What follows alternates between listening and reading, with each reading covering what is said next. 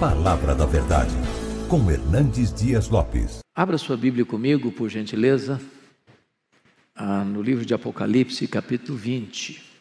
Apocalipse, capítulo 20, versos de 1 a 15. Apocalipse 20, de 1 a 15. Eu queria que você acompanhasse comigo a leitura e, lido o texto, permanecesse com a sua Bíblia aberta. Está escrito o seguinte: Então vi descer do céu um anjo, tinha na mão uma chave do abismo e uma grande corrente. Ele segurou o dragão, a antiga serpente, que é o diabo, Satanás, e o prendeu por 1000 anos. Lançou-o no abismo, fechou-o e pôs selo sobre ele, para que não mais enganasse as nações até se completarem os 1000 anos. Depois disto, é necessário que ele seja solto pouco tempo. Vi também tronos, e nestes sentaram-se aqueles aos quais foi dada a autoridade de julgar. Vi ainda as almas dos decapitados por causa do testemunho de Jesus, bem como por causa da palavra de Deus, tantos quantos não adoraram a besta, nem tampouco a sua imagem, e não receberam a marca na fronte e na mão, e viveram e reinaram com Cristo durante 1000 anos. Os restantes dos mortos não reviveram, até que se completassem os 1000 anos. Esta é a primeira ressurreição. Bem-aventurado e santo é aquele que tem parte na primeira ressurreição. Sobre esses, a segunda morte não tem autoridade. Pelo contrário, serão sacerdotes de Deus e de Cristo e reinarão com ele os 1000 anos. Quando, porém, se completarem os 1000 anos, Satanás será solto da sua prisão e sairá a seduzir as nações que há nos 4 cantos da terra, Gog e Magog, a fim de reuni-los para a peleja. O número dessas é como a areia do mar. Marcharam então pela superfície da terra e sitiaram o acampamento dos santos e a cidade querida. Desceu, porém, fogo do céu e os consumiu. O diabo, o sedutor deles, foi lançado para dentro do lago de fogo e enxofre, onde já se encontram não só a besta, como também o falso profeta, e serão atormentados de dia e de noite pelos séculos dos séculos. Vi um grande trono branco, e aquele que nele se assenta, de cuja presença fugiram a terra e o céu, e não se achou lugar para eles. Vi também os mortos, os grandes e os pequenos, postos em pé diante do trono. Então se abriram livros. Ainda outro livro, o livro da vida, foi aberto. E os mortos foram julgados, segundo as suas obras, conforme o que se achava escrito nos livros. Deu o mar os mortos que nele estavam. A morte e o além entregaram os mortos que neles havia. E foram julgados, um por um, segundo as suas obras. Então, a morte e o inferno foram lançados para dentro do lago de fogo. Esta é a segunda morte, o lago de fogo. E se alguém não foi achado inscrito no livro da vida, esse foi lançado para dentro do lago de fogo. Pois bem, amados irmãos, eu gostaria então de tratar deste tema com vocês, o milênio e o juízo final. A primeira coisa que eu preciso afirmar, e com toda sinceridade e humildade, é que este capítulo é certamente o capítulo mais polêmico do livro de Apocalipse e talvez um dos mais polêmicos de toda a Bíblia. A segunda coisa que eu preciso afirmar, a título de introdução, é que não há consenso entre o povo evangélico, povo cristão, a igreja protestante, acerca do entendimento desta passagem.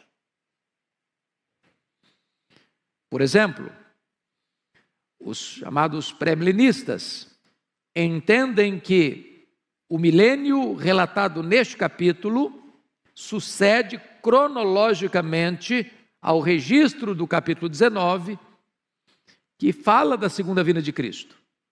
Portanto, esse texto seria um fato posterior à segunda vinda.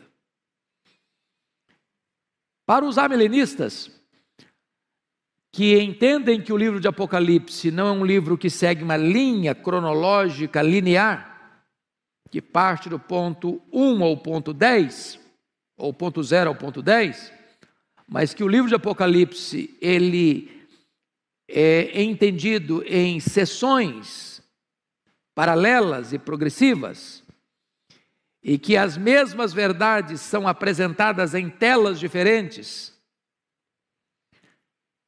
E nós teríamos 7 sessões paralelas, quais sejam: capítulo 1 a 3, os 7 candeeiros; capítulos 4 a 7, os 7 selos; capítulos 8 a 11, as 7 trombetas; capítulos 12 a 14, o quarteto do mal, o dragão, o anticristo, o falso profeta e a Babilônia; capítulos 15 e 16, as 7 taças da ira de Deus; capítulos 17 a 19, a queda do quarteto do mal por ordem inversa; e capítulos 20 a 22, a cena do reinado das almas, a prisão de Satanás e o juízo final, e os novos céus e a nova terra. De tal forma que, na perspectiva milenista, o capítulo 20 não sucede cronologicamente ao 19, mas retorna à primeira vinda de Cristo. Como o capítulo 11, por exemplo, encerra com a segunda vinda, e o capítulo 12 começa com o nascimento de Cristo. Então, é preciso entender que, para a perspectiva que eu vou abordar com os meus amados irmãos, o milênio não é algo que sucederá à segunda vinda, mas o milênio ocorre como um número simbólico que é uma descrição de todo o período entre a primeira e a segunda vinda de Cristo. A interpretação de um milênio literal enfrentaria algumas dificuldades que eu gostaria de levantar. Primeiro, nós não encontramos essa ideia em nenhum dos 4 evangelhos. Nós não encontramos essa ideia em nenhuma das cartas de Paulo. Nós não encontramos essa ideia em nenhuma das cartas gerais. Nem no livro de Hebreus, nem em Tiago, nem em Pedro, nem em João, nem em Judas. Portanto, a ideia de um milênio literal não é respaldada pelo Novo Testamento. Apenas aparece aqui em Apocalipse 20. Segundo, o milênio fala de Cristo reinando fisicamente neste mundo. Essa é a ideia que se tem de milênio. Quem pensa no milênio literal. Mas a Bíblia toda nos informa que o reino de Cristo não é político, não é físico, não é terrenal, mas é um reino espiritual. O meu reino não é deste mundo, disse Jesus. Terceiro, a ideia de um milênio na terra restabelece a ideia da preeminência dos judeus e reintroduz aquela distinção entre judeus, Israel e igreja. E parece-nos que é muito claro isso, e está posto isso lá em Efésios capítulo 2, que agora não tem mais essa distinção entre Israel e igreja. O Senhor Jesus só tem uma noiva, só tem uma igreja, só tem um rebanho, só tem um corpo. Ele é formado de judeus e gentios. Então não tem essa ideia de restabelecer Israel, como se a igreja fosse apenas um parênteses na história. Quarto, a ideia do milênio terrenal ensina que haverá pelo menos 2 ressurreições. Uma de crentes antes do milênio e a outra de ímpios depois do milênio. E parece-nos que está absolutamente claro na Bíblia que a ressurreição é única, de crentes e descrentes. Porque está posto lá em João 5, 28 e 29, que os mortos ouvirão a sua voz e sairão dos túmulos, uns para a ressurreição da vida, outros para a ressurreição do juízo. Quando isso se dará? Na segunda vinda de Cristo. E Paulo diz isso: quando ele vier, os mortos em Cristo ressuscitarão primeiro, não primeiro em relação aos outros mortos, mas primeiro em relação aos que estiverem vivos. Então a ressurreição é única e se dará na segunda vinda de Cristo. Quinto, a ideia do milênio cria a grande dificuldade da convivência de Cristo glorificado e santos glorificados convivendo com gente não glorificada. Pense você com um corpo de glória, enfrentando gente, indo para o banco, indo no supermercado, enfrentando o trânsito de São Paulo. É complicado. É um anticlímax. Difícil de entender isso. Sexto, como conceber a ideia de que as nações, estando sob o reinado de Cristo durante 1000 anos, de repente se rebelam contra Ele, para declarar guerra contra Ele? É outra situação adversa, para aceitar essa ideia de um milênio literal. E finalmente,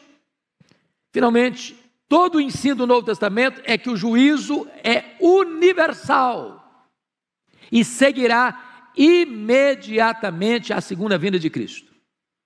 Ele virá, se assentará no trono da sua glória e julgará as nações. Então o juízo final não se dará 1000 anos depois que ele voltar, mas imediatamente na volta dele. Bom, eu gostaria então, dito isto, de entrar na exposição do texto. E peço que você, com a Bíblia aberta, me acompanhe, porque eu quero tratar de quatro quadros distintos aqui. Primeiro, a prisão de Satanás, dos versos 1 a 3. O que significa a prisão de Satanás? Pois bem, amados, a Bíblia fala, lá em Apocalipse capítulo 1, capítulo 9, versículo 1, capítulo 9, versículo 11, capítulo 11, versículo 7, e nesse texto, que existe um poço do abismo, e que esse poço tem uma tampa, e que esse poço pode ser aberto, e que esse poço pode ser fechado, e que esse poço pode ser selado. É o que está escrito aí. Vi descer do céu um anjo, tinha na mão a chave do abismo e uma grande corrente, segurou o dragão, a antiga serpente, que é o diabo, Satanás, e o prendeu por 1000 anos, lançou no abismo, fechou e pôs selo. Agora preste atenção comigo.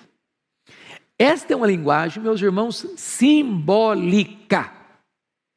Como praticamente todo o livro de Apocalipse é um livro de símbolos, de imagens, visuais. Você não pode pensar numa besta, por exemplo, com 7 cabeças e 10 chifres. Desenha isso, veja o que vira. Então, são símbolos que têm significados. Se o diabo é um espírito, ele é, porque os anjos são espírito, e o diabo é um anjo caído. Você não prende um espírito com a corrente. Você não prende um espírito e bota uma tampa. O que significa isso? Significa que esse ser maligno, que é o diabo, que é Satanás, que é a antiga serpente, ele tem sua autoridade e seu poder restringidos. Essa é a ideia da prisão de Satanás. Não significa, entretanto, que Satanás está inativo, mas está limitado. Nas palavras de Lutero, Satanás é um cachorro na coleira de Deus. Ele só pode ir até onde a coleira o permite ir e não 1 centímetro a mais. Deus põe limites. Limites. E qual é o limite que foi imposto a ele? Confira comigo o verso 3.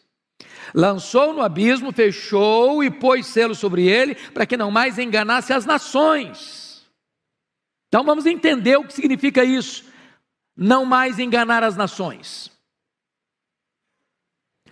Primeira coisa que eu chamo a sua atenção é que, do ponto de vista de hermenêutica, né, pastor Arival, a gente aprende isso no seminário, e aprendo nos livros todo dia, que você não explica um texto claro à luz de um texto obscuro, mas você explica um texto obscuro à luz de um texto claro.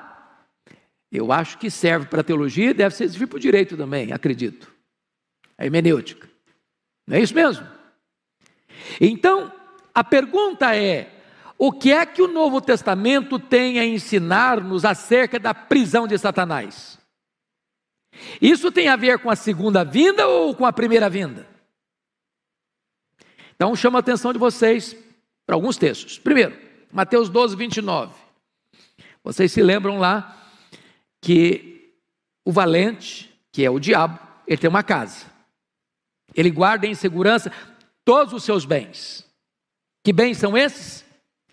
Pessoas. Até que o mais valente, quem é o mais valente? Jesus. Entra na casa. Tira-lhe a armadura em que confiava, a panóplia dele. Amarra-o. E lhe divide os despojos, arranca os bens dele da casa dele. O que significa isso? Que o diabo, Satanás, ao ser preso, ter sua autoridade, seu poder restringido, ele não tem condições de impedir que uma pessoa que Deus escolheu, por quem Cristo morreu, chamado pelo Evangelho, seja impedida de crer no Senhor Jesus. É o Senhor Jesus que amarra o valente, e o fez na primeira vinda, e não acontecerá na segunda, mas na primeira vinda. Lucas 10, 17 e 18, diz que quando os discípulos regressaram, os 70, possuídos de alegria, dizendo: Senhor, os próprios demônios se nos submetem pelo teu nome, mas ele lhes disse: eu via Satanás caindo do céu como relâmpago. Limitação de poder. Jesus Cristo disse em João 12, 31 e 32, chegou o momento de ser julgado este mundo, e agora o seu príncipe será expulso. Eu, quando for levantado da terra, atrairei todos a mim. O diabo não pode impedir isso. Louvado seja Deus, irmãos. Se o diabo pudesse, você e eu não estaríamos aqui nessa noite. Se o diabo pudesse, você e eu não teríamos crido em Jesus. Se o diabo pudesse, nós não teríamos sido alcançados pela graça, lavados no sangue do Cordeiro, selados com o Espírito Santo da promessa, e o nosso nome não estaria no livro da vida. Se o diabo pudesse, a igreja não poderia enviar um missionário sequer, e não haveria sequer uma conversão nos campos missionários. Seu poder foi o quê? Cerceado e limitado e restringido. Essa é a ideia. Essa é a ideia. Pois bem, o que significa? Preste atenção nisso. No finalzinho do versículo 3, é necessário que ele seja solto por pouco tempo. O que significa esse pouco tempo em que Satanás será solto depois do milênio? Veja bem, a Bíblia usa algumas expressões para definir esse momento final que vai anteceder a volta de Jesus. Primeiro, a apostasia. Segundo, a grande tribulação. Terceiro, a manifestação do homem da iniquidade, ou do iníquo, que é o anticristo. Quarto, o pouco tempo de Satanás. Essas quatro expressões apontam para a mesma realidade. Para esse momento final, de uma perseguição atroz, de Satanás usar todo o seu arsenal e toda a sua fúria e toda a sua força e todos os seus agentes para perseguir o Cordeiro e a sua igreja. A grande tribulação, a apostasia, a manifestação do homem da iniquidade e o pouco tempo de Satanás. Esse é o tempo que vai anteceder a segunda vinda de Cristo. Mas, outra pergunta: o que significam esses 1000 anos? O que significa esses 1000 anos? Como todo o texto é simbólico, por exemplo, o abismo, o poço, a corrente, a prisão, o selo que tampa o poço, o milênio também é uma linguagem simbólica. é um número completo. Milênio é um tempo que vai, portanto, da primeira à segunda vinda de Cristo. É o número 10 cubicado, pleno. É o exato período em que as almas estão reinando com Cristo. Por exemplo, o que acontece quando um crente morre agora? O que acontece? Primeiro texto, para pensar com vocês, 2 Coríntios 5:8. Morrer é deixar o corpo e habitar com o Senhor. Segundo texto, Filipenses 1:23. Morrer é partir para estar com Cristo, o que é incomparavelmente melhor. O que Jesus Cristo disse para o ladrão à sua direita que se arrependeu, ainda que não 10ª hora da vida? Hoje mesmo estarás comigo no paraíso. Então, quando um crente morre, diz Hebreus que o seu espírito é aperfeiçoado para entrar na glória. Nesse exato momento, a alma começa a reinar com Cristo no céu. Você sabe disso. O corpo foi feito pó, é pó e volta ao pó, é matéria. Mas a Bíblia diz que Deus soprou nas narinas daquele boneco de barro o fôlego da vida e ele passou a ser alma vivente. O que é a morte? A palavra morte significa separação. Quando uma pessoa morre, o que acontece? A alma dela ou o espírito dela separa do corpo. O corpo era pó, volta ao pó. Esta alma sobrevive sem o corpo não sobrevive sem a alma. A alma não é aniquilada, a alma não desencarna e reencarna de novo, a alma não vai para purgatório, a alma não fica dormindo. A alma do crente imediatamente vai para o céu e começa a reinar com Cristo. Nós chamamos esse período de período intermediário. O que é período intermediário? Que vai da morte à ressurreição. Está lá no céu. O Abel, por exemplo, foi o primeiro a morrer. Sua alma dele está lá. O corpo dele está não. O corpo dele aguarda a segunda vinda de Cristo para ressuscitar. E de todos os demais. Então, esses 1000 anos, meus amados irmãos, é o período completo entre a primeira e a segunda vinda de Cristo. Vamos para o segundo ponto agora, o reinado dos salvos com Cristo no céu. Já estamos entrando nele, vamos de novo. Versículos 4-6, confira comigo, versículo 4, por favor.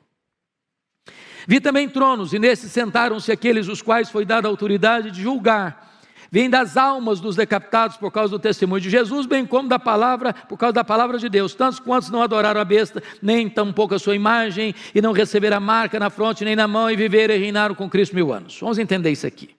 Vi tronos. A palavra tronos, irmãos, preste bem atenção no que eu vou lhes dizer. Aparece no Novo Testamento 67 vezes. No Novo Testamento. A palavra trono aparece só em Apocalipse 47 vezes.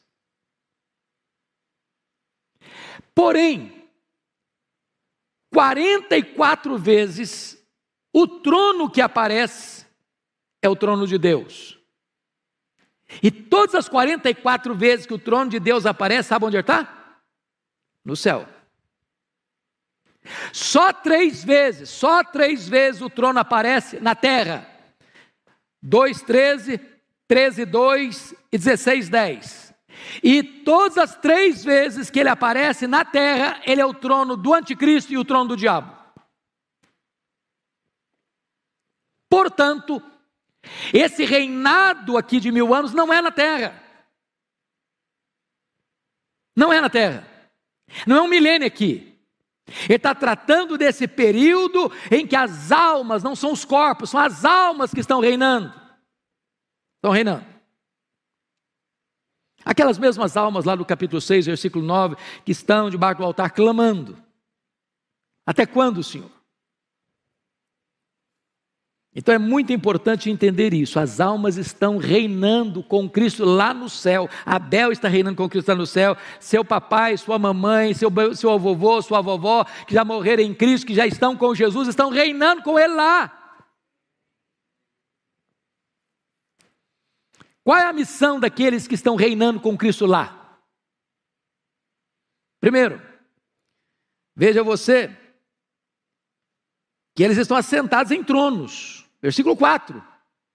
Que essa é a verdade bíblica. A Bíblia diz que os santos vão julgar as 12 tribos de Israel. Está lá em Mateus 19, 28. Que os santos vão julgar o mundo. Está lá em 1 Coríntios, capítulo 6, versículo 2. E vai julgar os anjos. Está lá em 1 Coríntios, capítulo 6, versículo 2. E Jesus prometeu à igreja de Laodiceia o seguinte: ao vencedor dar-lhe-ei sentar-se comigo no meu trono, como eu venci, sentei com meu Pai no seu trono. Então você e eu vamos assentar em tronos, para julgar. Julgar quem? As 12 tribos de Israel, o mundo e os anjos. Obviamente os anjos caídos. Eles participarão, portanto, da glória de Cristo lá no céu. Então, quem está lá? Os mártires e todos aqueles que morreram, vejam vocês, por causa do testemunho de Jesus, bem como por causa da palavra de Deus, todos os crentes. Todo crente que morreu está com Cristo lá no céu, reinando, aguardando certamente a segunda vinda de Cristo, quando haverá a ressurreição, e então um corpo de glória se unirá com esta alma que já está glorificada, para estar para sempre com o Senhor. Mas vamos a outra coisa, importante aqui, versículos 5 e 6 agora. Os restantes dos mortos não reviveram, até que se completasse os 1000 anos, esta é a primeira ressurreição. Bem-aventurado e santo é aquele que tem parte na primeira ressurreição. Que ressurreição é essa? Que primeira ressurreição é essa? É muito importante entender isso. Irmãos, quem nasce 2 vezes, morre uma vez só. Quem nasce uma vez só, morre 2. Explicando. Quem só nasceu fisicamente e não nasceu da água e do Espírito, morre fisicamente e morre eternamente. É a segunda morte. Mas quem nasce fisicamente e nasce de novo, a segunda vez, morre uma vez só, apenas fisicamente. A não ser que Jesus volte antes e você é trasladado. Arrebatado, transformado e arrebatado. Portanto, essa primeira ressurreição não é a ressurreição do corpo.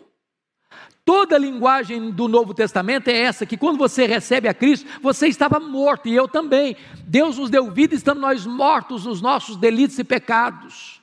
O que aconteceu quando você foi convertido a Cristo foi uma verdadeira ressurreição. Então, bem-aventurado é aquele que passou pela primeira ressurreição, porque esse não sofrerá a penalidade da segunda morte. Claro, você não vai ser condenado, não entra mais juízo, passou da morte para a vida. Então, essa é a ideia de todo o Novo Testamento.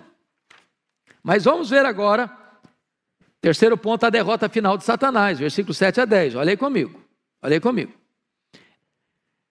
Quando, porém, se completarem os 1000 anos, Satanás será solto da sua prisão, e sairá e seduzirá as nações que há nos 4 cantos da terra, Gog e Magog, a fim de reuni-las para a peleja. Num dessas é como a areia do mar. Então marcharam então pela superfície da terra, sitiaram o acampamento dos santos, a cidade querida, desceu porém fogo dos céus e consumiu. Vamos entender uma coisa aqui.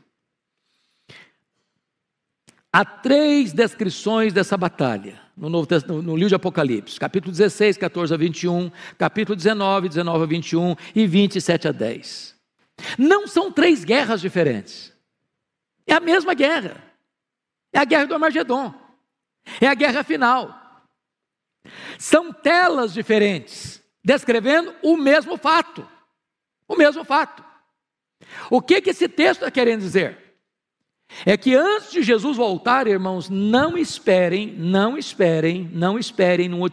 otimismo irreal que o mundo vai melhorar, que nós vamos viver aqui num shopping center, com ar-condicionado. A coisa está pegando, e vai pegar mais.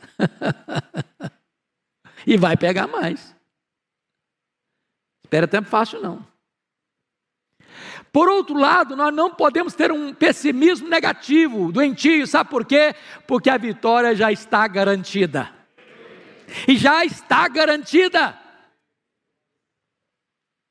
Irmãos, o final da história já está escrito, e a vitória é do Cordeiro e da sua igreja.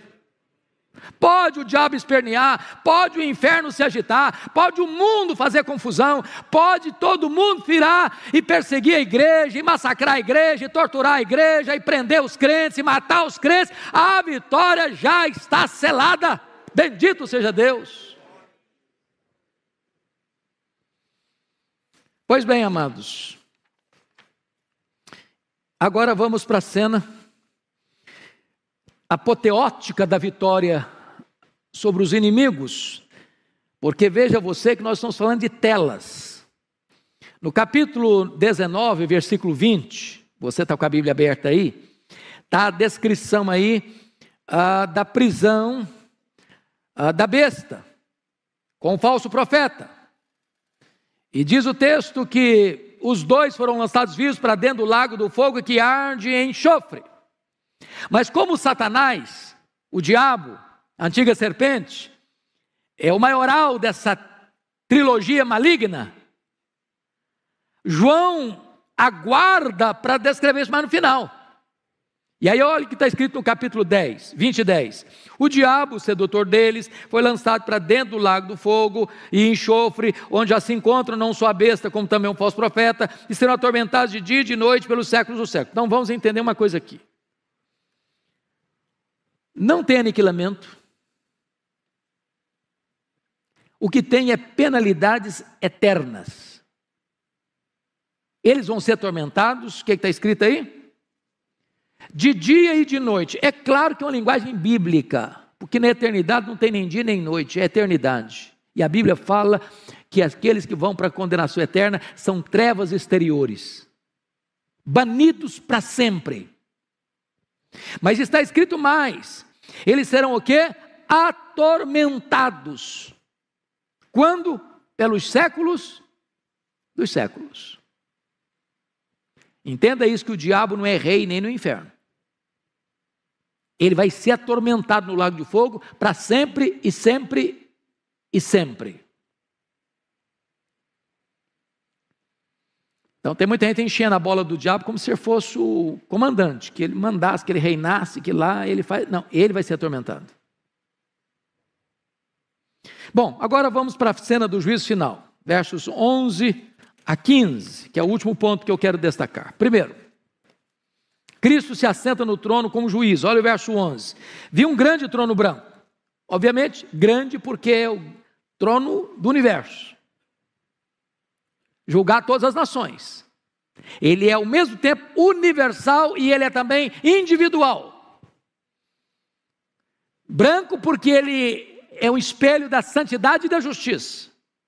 E aquele que nele se assenta, de cuja presença fugiram a terra e o céu, e não se achou lugar para eles. Agora pense na majestade desse juiz, na grandeza desse juiz, na honradez desse juiz, que não macula sua toga,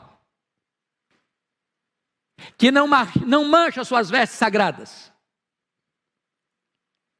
que nunca deixou se subornar para condenar o inocente ou para inocentar o culpado. Ele é o reto juiz, ele é o justo juiz, ele é o próprio Cordeiro, ele é o próprio Senhor da igreja, ele é o próprio Salvador da igreja, ele é Jesus, ele foi escalado para essa função, ele é o juiz. E ele é tão glorioso, ele é tão majestoso, que na presença dele o céu e a terra ficam com vergonha e se encolhem. Segundo lugar, os mortos ressuscitam para o julgamento. Olha versos 12 a 14. Vi também os mortos, os grandes e os pequenos, postos em pé diante do trono. Então, quem vai estar lá? Todo mundo. Crentes, não crentes, grandes, pequenos, ricos, pobres, doutores, analfabetos, ateus, agnósticos, místicos,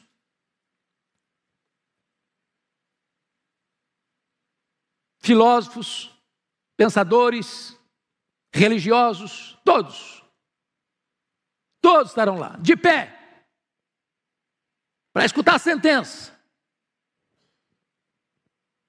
Que mais? Confira comigo. Então se abriram livros, E ainda outro livro, o livro da vida foi aberto, e os mortos foram julgados segundo as suas obras, conforme o que se acha escrito no livro. Então, vamos entender isso aqui, meus irmãos, vamos entender isso aqui. É universal, mas é individual. Cada um vai ser julgado com justiça, porque é o que estiver escrito nos livros. Não vai ter invencionice lá, não vai ter acusação falsa lá, não vai ter, não, mas não é bem assim, não foi isso que aconteceu. Está escrito. Está escrito. O que está escrito? O que está registrado lá nesses livros que vão ser abertos? Primeiro, as nossas palavras. Vamos dar conta no dia do juízo por todas as palavras frívolas que proferimos. Nesse quesito, quem se salva? Ninguém. Deixa eu só fazer um checklist breve e rápido aqui. Alguma vez você já falou mal dos outros? Já espalhou fake news também? Você já xingou alguma vez? Já contou alguma piadazinha meio sem graça? Ficou com vergonha depois, mas contou? Já se destemperou emocionalmente, já perdeu o controle emocional, já falou asneira? Bom, se você falar para mim que nunca, eu vou duvidar da sua honestidade. Então, nesse quesito, culpado. Segundo quesito, vai estar escrito lá no livro. Nossas obras. Você fez, seu pai não viu, sua mãe não viu, sua mulher não viu, seu marido não viu, seus filhos não viram, seus amigos não viram, seu pastor não viu, sua igreja não viu, nem a lei viu. Você fechou a porta do quarto, apagou a luz. Mas Deus estava lá. Está escrito. Você não lembra mais, mas está escrito. Apagou da minha memória, mas está escrito. Terceiro, então nesse quesito, quem se salva? Ninguém. Terceiro quesito do julgamento. As nossas omissões. Se você sabe que deve fazer o bem e não faz, você está pecando. Diz a Bíblia que se você guardar toda a lei e tropeçar num único ponto, você é culpado da lei inteira. Sabe por quê? Porque a lei exige de você perfeição. Perfeição. Maldito é aquele que não perseverar em toda a obra da lei para cumprir. Então você está dentro da sua casa, não falando mal de ninguém, não fazendo mal para ninguém, cometendo um pecado de omissão. Nesse quesito, todos culpados. Quarto elemento do julgamento, os livros vão ser abertos. Os nossos pensamentos. Deus vai julgar o segredo do coração dos homens. Passam pela sua cabeça mais de 10 mil pensamentos por dia. E se Deus quisesse nesta noite fazer o que fez lá na época de Daniel e botar nessa tela ali o que você e eu pensamos essa semana, nós saímos daqui com a cara coberta de vergonha. Nesse quesito, culpados. Qual é a pessoa que vai ser salva pelas obras? Quem vai ser salvo pelas obras? Ninguém. Ninguém. Mas veja você que então esse julgamento é o quê? Justo. Ninguém vai poder se espernear no tribunal de Deus. Não, eu mereço. Não, eu pratiquei o que é certo. Eu não mereço ir para o inferno. Não, merece sim. Merece sim. É justo. Não vai se tirar o mérito de ninguém. Mas todos são culpados. Todos pecaram e destituídos estão da glória de Deus. Então, vejam vocês que o critério para a salvação qual é? Leia comigo, por favor, versículo 15, vamos juntos? E se alguém não foi achado, escrito no livro da vida, esse foi lançado para dentro do lago de fogo. Mas vamos ler o texto na outra perspectiva. Se alguém foi achado inscrito no livro da vida, esse não foi lançado para dentro do lago do fogo. Bendito seja Deus.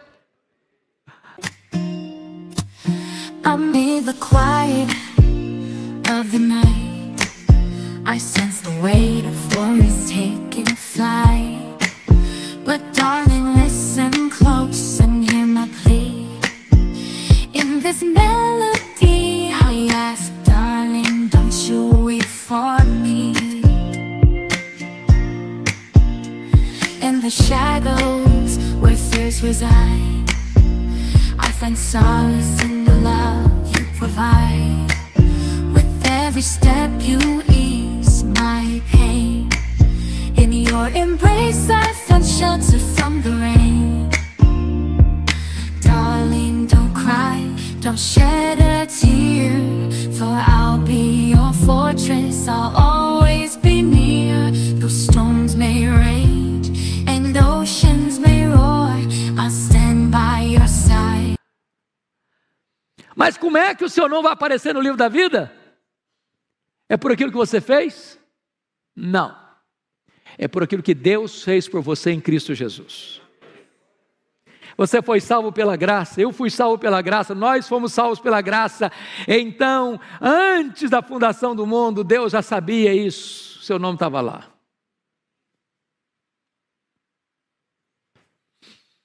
E aí você, em vez de ser lançado no lago do fogo, você vai ser convidado para as bodas do Cordeiro. Vai entrar para uma festa que nunca mais vai acabar. E você vai reinar com Cristo. Você vai se alegrar em Cristo. Você vai conhecer a Cristo. Você vai fruir a presença de Cristo. E você vai desfrutar da bem-aventurança eterna. Mas eu quero concluir olhando com você o versículo 14. Então a morte e o inferno foram lançados para dentro do lago do fogo de enxofre. Ou melhor, para dentro do lago de fogo. Esta é a segunda morte, o lago de fogo. Como é que você vai entender isso? A morte é o estado, e o Hades e o inferno, ou Hades, é o lugar. A morte é o estado, o Hades, o inferno, é o lugar. A Bíblia diz que a morte é o último inimigo a ser vencido.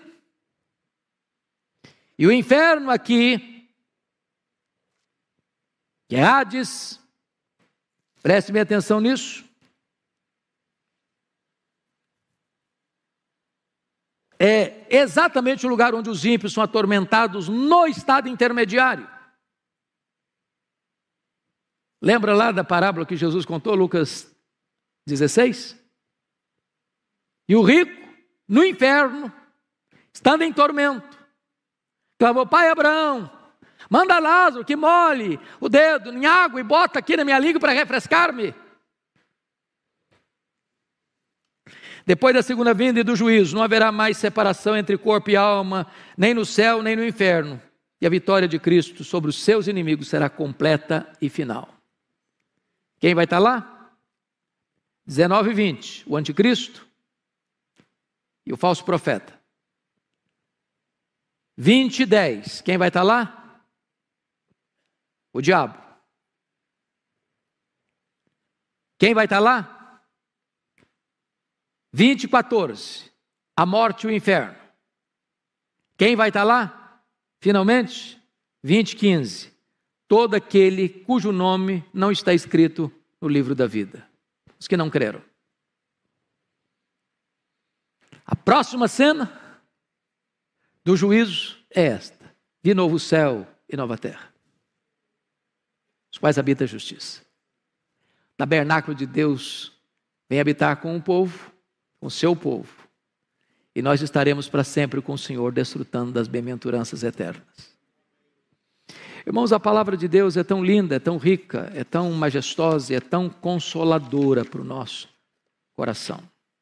E eu queria concluir hoje com uma pergunta, muito solene, e a pergunta é esta: você que está aqui hoje, que veio aqui hoje, você está preparado para este grande dia?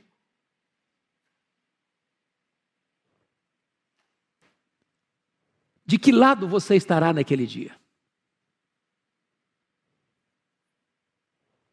Segunda pergunta: hoje, agora, você já está debaixo do sangue do Cordeiro? Ou ainda você está debaixo do peso e condenação dos seus pecados? Terceira colocação: hoje é o tempo oportuno. Agora é o momento de você se arrepender e voltar-se para Jesus enquanto é tempo. Hoje, Ele pode ser o seu advogado. Amanhã, certamente, Ele será o seu juiz. A decisão é sua, intransferivelmente sua. Vamos baixar nossa cabeça e vamos orar.